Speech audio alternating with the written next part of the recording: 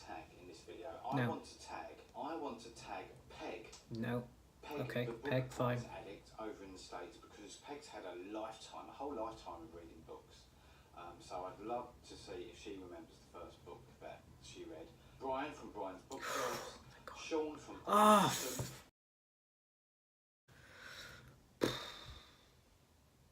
So here we are, another tag. Thanks, Dave.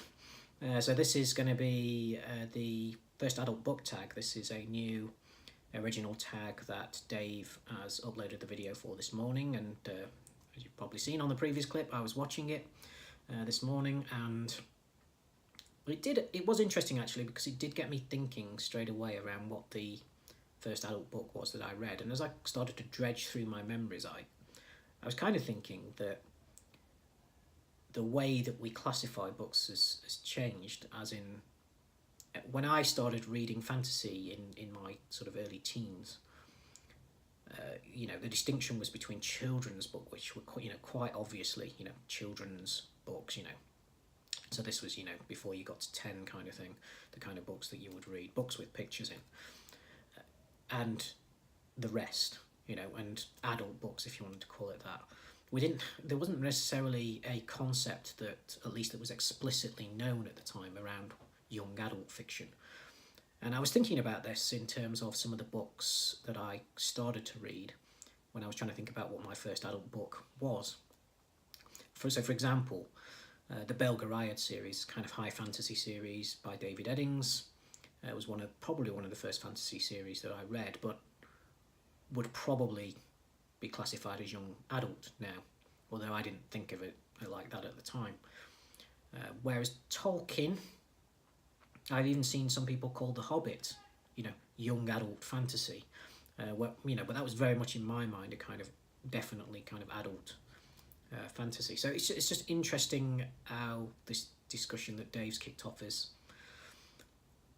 makes you think about the way we kind of classify books compared to, and YA is such a major thing now. Whereas in fantasy, at least, it didn't feel like there was these kind of distinctions between adult and young adult fantasy when I was initially reading fantasy. I don't know, has anybody else got experiences on that or thoughts on that? So that was the first thing. But then I started to try and think about, well, what was the first adult book that I read? And I'm pretty sure it would have probably been one of the times that I read The Hobbit or The Lord of the Rings, which I've read several times during my teenage years. And I think probably the first time I picked it up, I was maybe 12 or 13 when I read The Hobbit. But one thing that did stick in my mind, and as I was kind of working through my memories, there was one book, and it is an incredibly trashy book, and I don't know why this is stuck in my mind, and it's barely known about, because I've done some Googling today. Even the Goodreads page for this book doesn't have any synopsis. And I had no idea why this came to mind, but I have some very vivid memories of picking it up and reading it. So I thought I would go for that. It's going to make some of the answers to the questions very short, but I'll try and give you a bit of background. So it's a book called, and the only thing I could remember about it this morning when I first started thinking about it was it's called The Mekong Massacre. I didn't even remember the name of the author, and I looked it up. So question 1 on Dave's list is who wrote it and what was it called? So it's called The Mekong Massacre, and it's by an author called John Lansing. And as I say, there's nothing on the synopsis, and I remember a little bits about the story, but I don't, and I remember the cover and the name, the title, but I didn't remember anything more than that. And the Google search, to be honest, that I'd done this morning didn't throw up much more than that, because it doesn't seem like a very well-known book. So that's what it's called, Mekong Massacre by John Lansing. Question 2, what made you choose this book? Well, this, again, forgive me the digressions here, but so my grandfather, now passed, unfortunately, he was a big reader, but he read lots of kind of trashy novels, from pulp, kind of hard-boiled detective novels, to a big love of his was westerns. If you went to the library with my grandfather and grandmother, he would come out with an armful of westerns, and my grandmother would come out with an armful of, bodice-ripping kind of Mills and Boons type books. But he also liked occasionally sort of action books. And this was one that he had, this Mekong Massacre. And I don't think he'd got it out from the library. I think he'd bought it in a library kind of sale. And I saw it there. I thought the cover was interesting. But it's one of the strange reasons I remember picking it up for was the word Mekong. I didn't know that was a river. It sounded interesting. What is the Mekong Massacre? Is that the name of a group of people? It sounds like aliens almost. So the word itself kind of attracted me, and the cover. But the other reason that, because I kind of flipped it over and read the back, and I could tell that it was about a sort of standard kind of extraction, a load of kind of Marines or commandos go in and do this kind of extraction down the Mekong River. And the other thing that kind of attracted me to it was the way it sounded like, a bit like the film Rambo, and which I think came out in the early 80s from memory. And I remember vividly seeing Rambo for the first time, or part of it, in Benidorm, on the Costa del Sol in Spain. So in the early 80s, suddenly package holidays overseas to the Mediterranean became reasonably priced, and a lot of working class families kind of shipped out rather than going to some dreary coastal town in this country, would ship out to the sun and the Mediterranean. And one of the things that a lot of the bars did in Benidorm, which is where we went, still a big resort now actually, was in the afternoons they would show current cinema release. So you'd have these big TVs with kind of grainy pirated images of some of the big movies. So you had things like Predator and stuff like that, and that enabled your parents to go and sit down and be knocking back some Bacardi and Cokes, and they could sit you on a stool in either in front of the arcade machines or watching some of these movies. And I remember vividly catching some of Rambo, and the book looked like in a similar kind of vein, so I was kind of interested in it from that perspective. And so that's question 2. What made you choose this book? Apologies for the digression. Question 3. What genre is it in? Well, it's in the it's an action kind of military commando extraction kind of.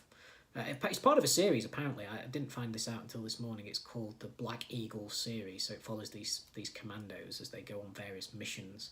And this one obviously is set in Vietnam. I think all of them are set in Vietnam actually, around the Vietnam War.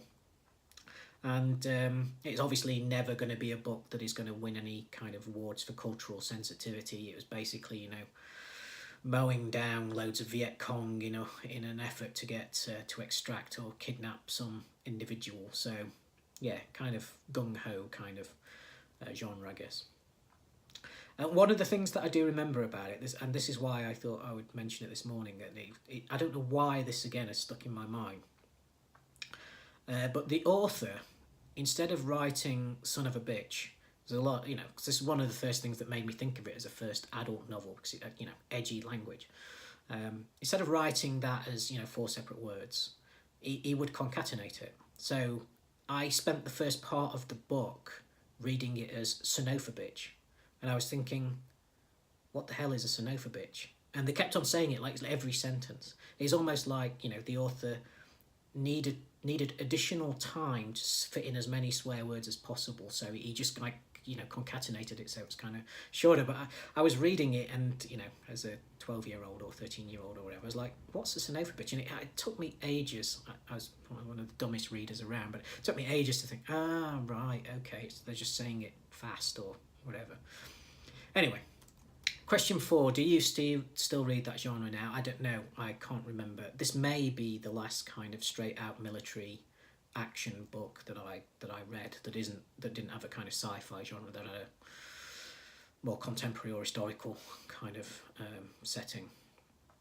Is the book in print? No, I don't believe so. I've had a quick look around on the internet this morning.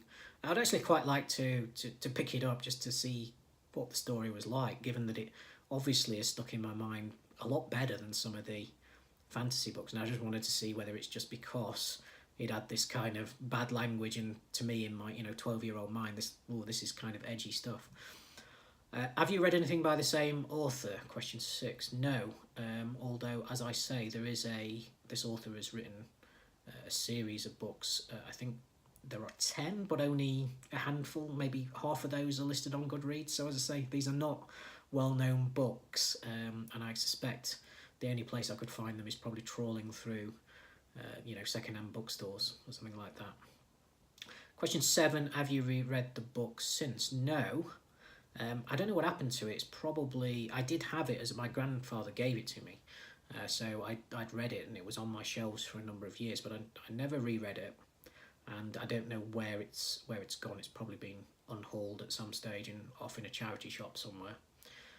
8, did you like it then and would you like it now? Well, I can't remember whether I actually enjoyed it. I enjoyed the fact that it seemed like an adult book, and therefore there was something a little bit transgressive about, being 12-year-olds. A bit like watching the Rambo movie itself, which is kind of gory and has a lot of bad language and stuff. That kind of transgressive element appealed. I'm not so sure it was the story itself. But I definitely probably wouldn't like it now. It's not my cup of tea, regardless of the fact that it was, incredibly culturally insensitive and presented a very kind of glory days, patriotic, gung-ho view of the Vietnam War. Although it may have germinated a kind of interest in the Vietnam War, which later came out in my later teens when I sort of became interested in watching. We used to have a program, an American program called Tour of Duty, which was broadcast really late at night, I think midweek at 11:30 or something like that. And I really used to enjoy that, which was a kind of much more kind of, at least balanced in the sense that it showed some of the horrors of the Vietnam War as well. And that's it. That's the end of the tag. So thank you, Dave, for tagging me. Please don't do so again anytime soon. And I hope you enjoyed my answers. And maybe if I can track down Mekong Massacre, I'll try and organise some kind of read-along. If anybody else has got any memories of this series or similar series from the same time, I'd be interested to hear about it in the comments. Until then, take care of yourselves, and I'll see you in the next video. Bye now.